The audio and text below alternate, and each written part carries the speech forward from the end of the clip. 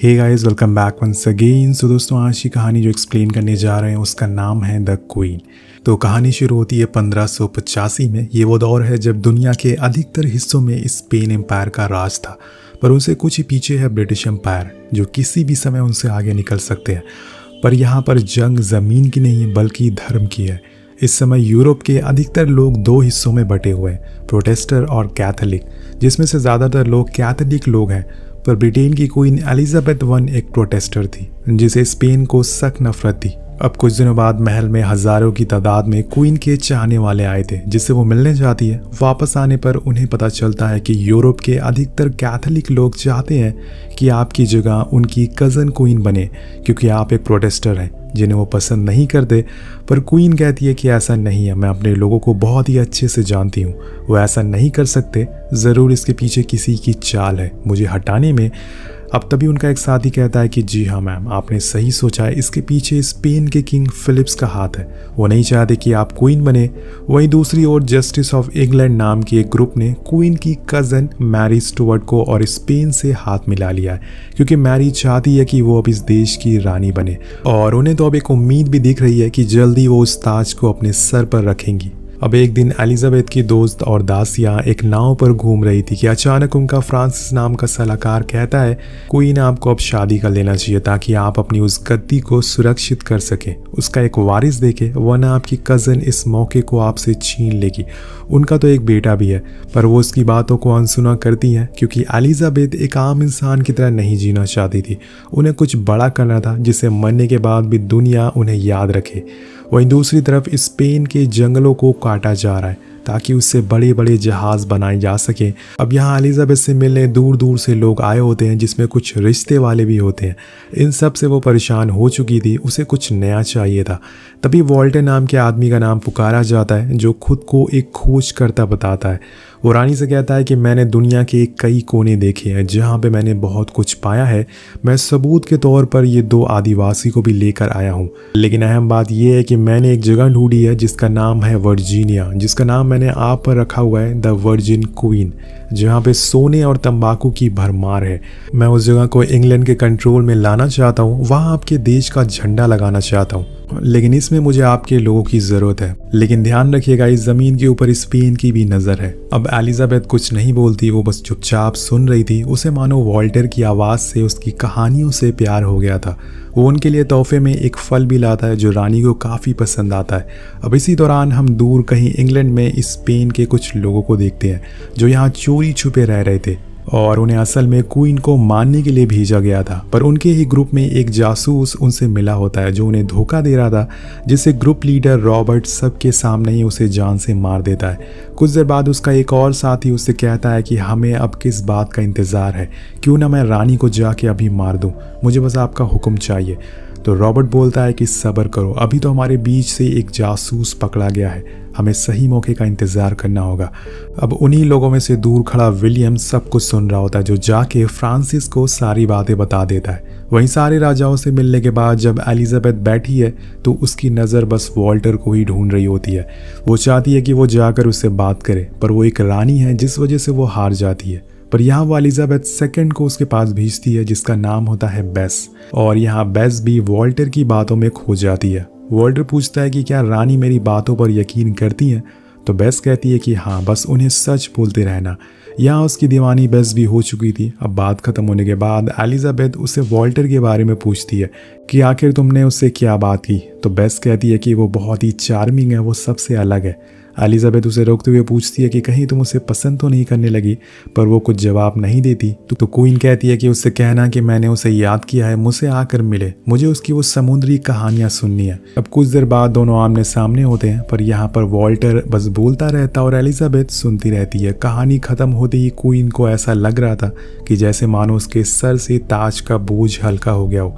अब वो दोनों कुछ समय अकेले बिताते हैं और आपस की बातें करते हैं। दूसरी तरफ हमें पता चलता है कि कैथोलिक चर्च के मुखिया का संदेश अब मैरी के पास आने लगे हैं। मैरी क्वीन की कज़न थी दोस्तों। अब उन दोनों की बातें अब तेज़ी से बढ़ती जा रही थी, जिसे रानी की कज़न का सपना पूरा होते हुए दिख रहा था। कहानी आगे बढ़ती और एक आम दिन की तरह बेस और एलिजाबेथ बातें कर रही होती हैं कि तभी वो उसे पूछती है कि क्या तुम वॉल्टर को पसंद करती हो। मुझे लगता है कि वो भी तुम्हें पसंद करता है क्योंकि तुम बहुत ही खूबसूरत हो। तुम्हें पता है कि मुझे तुमसे कभी कभी जलन भी होती है क्योंकि तुम्हारे पास वो सब कुछ है जो एक रानी के पास होना चाहिए। ये बोल के रानी हंसने लगती है। वेल, अब उसी रात बेस को एक लेटर मिलता है जो उसके कज़न का होता है। वो उसे छुप कर मिलने जाती है जहाँ वो कहता है कि मैं एक कैथलिक होके भी मुसीबत में हूँ, तुम अपनी रानी से कह के मेरी सुरक्षा करवा दो। पर वो मना कर देती है क्योंकि उसे कहीं ना कहीं ये लग रहा होता है कि वो स्पेन से मिला हुआ है और उन्होंने ही उसे यहाँ भेजा है, इसलिए वो उसे बिना कुछ बोले ही वापस आ जाती है। इधर फ्रांसिस को जब इस बात के बारे में पता चलता है तो वो छानबीन करना शुरू कर देता है और आखिरकार वो बेस के कज़न को पकड़ लेता है और वो सब कुछ बता देता है कि हाँ, स्पेन ने काम शुरू कर दिया है, अब इंग्लैंड की गद्दी पर एक कैथलिक रानी ही बैठेगी। अब ये खबर फैल जाती है जिसके बाद इंग्लैंड में स्पेन के राजदूत को बुलाया जाता है। उनसे पूछा जाता है कि आखिर उनके जहाज़ इंग्लैंड के समुद्र में क्या कर रहे हैं, तो वो उल्टा सीधा जवाब देने लगता है। पर बात यहाँ नहीं रुकती, वो रानी और वॉल्टर के बीच रिलेशन के बारे में भी बोलने लगता है और कहता है कि रानी आदमियों के लिए कुछ भी कर सकती है, जिससे एलिजाबेथ को बहुत गुस्सा आता है। वो स्पेन को चैलेंज दे देती है कि जाओ, जो करना है कर लो, मैं किसी से नहीं डरती। अब राजदूत कहता है कि मैडम तैयार रहना, एक तूफान आपकी तरफ आ रहा है जो रानी को उखाड़ फेंकेगा। और रानी भी उसे सुना देती है। पर यहाँ रानी के मन में एक डर ज़रूर था कि कहीं वो स्पेन से हार ना जाए, जिसे जानने के लिए वो वही ज्योतिष के पास जाती है जो उसे बताता है कि तुम अभी सारे फैसले सोच समझ कर लो क्योंकि आने वाले समय में एक देश जीतेगा और एक हारेगा। तो रानी पूछती है कि कौन सा देश हारेगा और कौन जीतेगा, पर ज्योतिषी के पास इसका जवाब नहीं होता। इसके बाद वो अपने प्यार के बारे में पूछती है। ज्योतिष कहता है कि प्यार का रास्ता तुम्हारे लिए बहुत मुश्किल है, कोई चीज़ तुम्हें कमज़ोर बना रही है, तुम्हारे साथ कुछ ऐसा होने वाला है जो आज तक कभी नहीं हुआ है। वेल, अब कुछ देर बाद बेस को हम वॉल्टर के पास देखते हैं। वो एलिजाबेथ का संदेश लेके पहुंचती है कि वॉल्टर को रानी ने बुलाया है, पर वो मना कर देता है और उसका कहना था कि वो एक आम आदमी है, ना कि कोई प्रेमी है। बार बार संदेश ले जाने की वजह से दोनों एक दूसरे के साथ थोड़ा वक्त बिताने लगते हैं और दोनों एक दूसरे को जानने भी लगते हैं। वेल, थोड़ी देर बात करने के बाद वो मान जाता है और रानी से मिलने के लिए चला जाता है। अब अगले दिन वो एलिजाबेथ के सामने एक अर्जी लेकर आया था, उसे दूसरी जगह जाना था, पर इंग्लैंड के झंडे और उनके लोगों के साथ, जिसके लिए उसे रानी की मंजूरियां चाहिए थी। लेकिन रानी अभी बहुत ही डरी हुई है, उसे एक सहारे की ज़रूरत थी क्योंकि स्पेन कभी भी हमला कर सकता था। इसलिए वो वॉल्टर से बहुत ही अजीब अजीब बातें करती है कि तुम इंग्लैंड छोड़कर नहीं जा सकते। तो यहाँ दोस्तों, एलिजाबेथ को अब किसी अपने की तलाश थी जो उसे अकेलेपन को दूर कर सके। अब बातों बातों में वो अपने प्यार का भी इजहार कर देती है और कहती है कि तुम्हें कहीं जाने की ज़रूरत नहीं है, तुम मेरे निजी सलाहकार बनकर रहोगे, जो ये बोल के उसकी अर्जी को फाड़ देती है। अब ये सब सुनकर वॉल्टर अचंबा हो जाता है, उसे क्या बोलना है उसे खुद कुछ समझ नहीं आ रहा था, पर रानी का आदेश तो उसे मानना ही पड़ेगा, चाहे कुछ भी हो जाए। अब कहानी आगे बढ़ती है और हम देखते हैं कि 3 दिन बाद बेस के उसी कज़न को भरी सभा के सामने फांसी दे दी जाती है क्योंकि उसने स्पेन का साथ दिया था और वो एक गद्दार था। और इस बात से बेस बहुत ही ज़्यादा दुखी हो जाती है। उसे अकेला रोता हुआ देखकर वॉल्टर उसे सहारा देता और कहता है कि इसमें तुम्हारी कोई गलती नहीं है, तुम सही हो। अब यहाँ दोनों पहले से एक दूसरे को पसंद करते थे, पर वो आज एक दूसरे के करीब आ जाते हैं। दूसरी तरफ मैरी स्टुअर्ट के पास एक संदेश आता है कि सब कुछ तैयार हो चुका है, बस इंतज़ार है तो आपके एक इशारे का। वो चिट्ठी लिखकर रॉबर्ट के पास पहुंचा देती है जिसमें लिखा था कि हाँ, काम शुरू कर दो। अब जब ये बात उसी ग्रुप में मौजूद विलियम को पढ़ती है तो वो आके फ्रांसिस को सब कुछ बता देता है।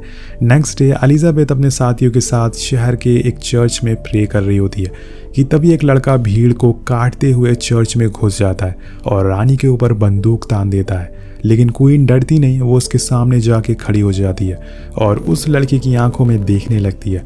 उस लड़के का यहाँ पर हाथ काँप रहा होता है, लेकिन वो फिर भी बंदूक चला देता है। पर चौंका देने वाली बात ये होती है कि उसमें गोली नहीं थी। जी हाँ दोस्तों, अब सभी गार्ड्स आकर उसे पकड़ लेते हैं। पर आखिर वो लड़का यहाँ क्यों आया था जब उसकी बंदूक में गोली ही नहीं थी? क्या यह घटना एक संदेश तो नहीं थी जो रानी को डराने के लिए की गई थी? वेल, ये बात हमें आगे पता चलेगी। अब जेल में सभी बंद कैदियों से पूछा जाता है कि आखिर तुम लोग यहाँ क्या करने आए थे और उस बंदूक में गोली क्यों नहीं थी? तो वो कैदी हंसते हुए ये कहता है कि हम जिस काम के लिए यहाँ पर आए थे वो पूरा हो चुका है, पर वो काम क्या है ये हमें भी नहीं पता होता। और ये सब हंगामे के बाद कोर्ट का आदेश आता है कि मैरी स्टुअर्ट को मौत की सज़ा होगी क्योंकि उसने रानी को मारने की कोशिश करी है। अब यहाँ मैरी एलिजाबेथ की कज़न थी। जब ये न्यूज़ क्वीन सुनती है तो उसकी आंखों से आंसू गिरना शुरू हो जाते हैं। और इधर हम मैरी को देखते हैं जो पूरी तरह से पागल हो चुकी थी। उसका बरसों का सपना टूट चुका था, किसी अपने ने ही उसे धोखा दे दिया था। वहीं कोर्ट के बाहर बेस वॉल्टर से बताती है कि एलिजाबेथ सुबह से अपने रूम से बाहर नहीं निकली है, तुम्हें उनके पास जाना चाहिए, शायद उन्हें तुम्हारी ज़रूरत है। अब जब वॉल्टर उसके पास जाता है तो देखता है कि वो किसी बुक में कुछ ढूंढ रही है। शायद वो कुछ ऐसा ढूंढ रही थी जिससे उसकी कज़न को सज़ा ना हो, पर वॉल्टर कहता है कि इससे शायद कोई भी फ़ायदा ना हो। तो एलिजाबेथ बोलती है कि ऐसा क्यों होता है, हर किसी को मरना ही क्यों होता है? तुम्हें पता है मेरे पिता ने ही मेरी माँ को मारा था और अब मेरी ही कज़न मुझे मारने की कोशिश कर रही है, लेकिन मैं नहीं चाहती कि मेरी वजह से कोई मरे। पर लोगों को ये बात क्यों समझ नहीं आती। और उसके कुछ पल ही बाद मैरी को मौत की सज़ा सुना देती है। उसकी आवाज़ सुनकर क्वीन अपने होश को खो देती है। उसे एक बहुत ही गहरा सदमा लगता है। अब मैरी की मौत की खबर जब स्पेन के राजा फिलिप्स को पड़ती है तो वो गुस्से से पागल हो जाता है, क्योंकि एक प्रोटेस्टर रानी के हाथों से कैथोलिक रानी कैसे मारी गई। पूरे यूरोप के अंदर गुस्सा था, पर फिलिप्स का बनाया हुआ प्लान कहीं ना कहीं पूरा होता नजर आ रहा था। इस पूरे मामले को देखकर उधर रोम के लोग रानी के खिलाफ हो गए थे। अगर वो चाहती तो अपना क्राउन छोड़ सकती थी, जिससे मैरी रानी बन सकती थी। आपको क्या लगता है कि फिलिप्स मैरी को रानी बनाता? जी नहीं दोस्तों, वो तो बस उसका इस्तेमाल कर रहा था, जिसकी कीमत मैरी को मौत से चुकानी पड़ी। वो बस चाहता था कि वो इंग्लैंड पर किसी भी तरह से हमला करे और पूरा इंग्लैंड को कब्जा कर ले। अब फ्रांसिस को बात समझ आ गई थी। उसने जो सोचा था यहाँ तो उससे उल्टा ही हो रहा था, इसलिए वो एलिजाबेथ से माफ़ी मांगती हुए कहता है कि मैं स्पेन को नहीं रोक सका, वो अपनी पूरी सेना लेकर इधर आ रहे हैं, अब हम क्या करेंगे। यहाँ हमें पता चलता है कि स्पेन ने आपस के देशों को भी अपने साथ मिला लिया है, जिससे कि इंग्लैंड अब अकेला पड़ चुका है। अब इधर हम एलिजाबेथ को वॉल्टर के साथ देखते हैं। उसे अब किसी ऐसी जगह की तलाश थी जहाँ उसे थोड़ा सुकून मिल सके, थोड़ा आराम मिल सके। शायद वो जगह वॉल्टर ही है। उसे बहुत ही धीमी आवाज़ में वो पूछती है कि क्या मैं अगले जन्म में कोई नहीं हुई तो तुम मुझसे प्यार करोगे? तो वॉल्टर उसका जवाब एक किस्से देता है, जिसके बाद एलिजाबेथ उसके गोद में ही सो जाती है। लेकिन उसका दिल टूटने वाला था जब अगले दिन बेस वॉल्टर को बताती है कि वो माँ बनने वाली है और ये उसका बच्चा है, जिसके बाद दोनों छुपकर शादी भी कर लेते हैं और इससे वो बेहद खुश भी थे। लेकिन बेस के ऊपर पहाड़ तब टूटता है जब ये बात एलिजाबेथ को पता चलती है। वो पूरी तरह से टूट जाती है। वॉल्टर के सामने वो बेस को थप्पड़ भी मार देती है। उसका कहना था कि बेस ने उसे ये बात क्यों छुपाई और इसके बाद वो दोनों को ही कैद करने का आदेश दे देती है, क्योंकि अब वो पूरी तरह से अकेले पड़ चुकी है। उधर स्पेन के जहाज अब इतने करीब आ गए थे कि इंग्लैंड के लोग उसे अपनी नज़रों से देख सकते थे। एलिजाबेथ ने बहुत देर सोच विचार के बाद फैसला लिया कि अब उन्हें अपने देश के लिए कुछ करना होगा, ना कि खुद के लिए। उनके साथ जो हुआ वो बाद में वो देख लेंगे, इसलिए उन्होंने सबको आदेश दिया कि सब लोग जंग के लिए तैयार हो जाओ, हथियार उठा लो, सारे बंधे हुए कैदियों को आज़ाद कर दिया जाए ताकि वो भी जंग में लड़ सके। उधर वॉल्टर और बेस को भी आज़ाद कर दिया जाता है। अब एलिजाबेथ अपने लोगों, अपने सैनिकों से जाकर कहती है कि अब तैयार हो जाओ, हमें अपने देश को बचाना है। लेकिन स्पेन के मुकाबले इनकी सेना बहुत ही कम है, जिस वजह से स्पेन के जहाज इनके जहाज को कुछ ही देर में हरा देते हैं। लेकिन तभी यहाँ एक चमत्कार होता है। कुदरत स्पेन का साथ नहीं देता। तेज बारिश और पानी की ऊंची ऊंची लहरों में स्पेन के जहाज डगमगाने लगते हैं और कुछ तो डूब भी जाते हैं, और इसी का पूरा फायदा इंग्लैंड वाले उठाते हैं। वॉल्टर के हुनर से वो लोग जहाज़ों पे बारूद के धमाके करते हैं, जिससे दुश्मनों के जहाज के दो हिस्से हो जाते हैं और इसी तरह से वो एक एक करके पीछे हटने लगते हैं। और यहाँ स्पेन का वो गुरूर टूट गया था कि वो इंग्लैंड पे अपना झंडा लहरा सकेंगे।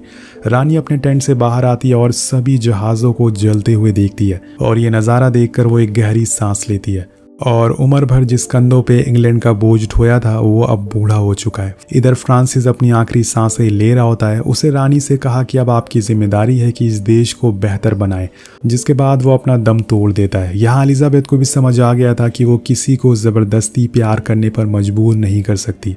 शायद उसका जन्म इंग्लैंड की रानी बनने के लिए हुआ है, ना कि किसी की बीवी। और यही वजह है कि वो बेस से दोबारा मिलने जाती है और उसके बच्चे को अपना आशीर्वाद देती है और उम्र भर एक वर्जिन क्वीन बन के रहती है। और ऐसे ही एक दिन 1603 में उसने भी अपना दम तोड़ दिया और इस दुनिया को छोड़ कर चली गई। इसी के साथ ये कहानी यहीं ख़त्म हो जाती है। तो आपको एलिजाबेथ वन क्वीन की कहानी कैसी लगी नीचे कमेंट करके ज़रूर बताएगा। इस कहानी से आपको क्या सीख मिली ये भी हमें ज़रूर बताएगा। मिलते हैं आपसे अगली वीडियो में। Thank you so much watching. Peace out.